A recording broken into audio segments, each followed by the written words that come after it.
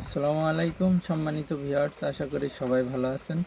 তো বন্ধুরা, আজকের আমি দেখাবো আমার দোকানের ভিতরে যে কাজগুলো করে থাকি।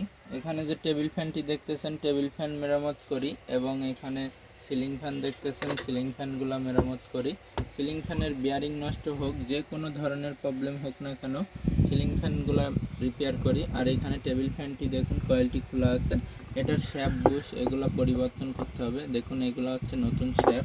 এখানে দেখুন কিছু নতুন অনেকগুলা বুশ আছে, যেটা যে ধরনের বুশ সেটা সেইভাবে আমরা পরিবর্তন করে থাকি।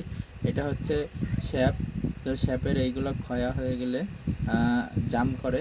তো যে কোনো প্রবলেম হোক না কেন, টেবিল ফ্যান, খাঁচা ফ্যান, সিলিং ফ্যান, এগুলো সব কিছু আমার দোকানে মেরামত করা হয়। আপনারা নূরনবী ইলেকট্রনিক্সে চলে আসবেন, 1 নম্বর কলোনি, তাহলে এখান থেকে সব কিছু মেরামত করে নিতে পারবেন।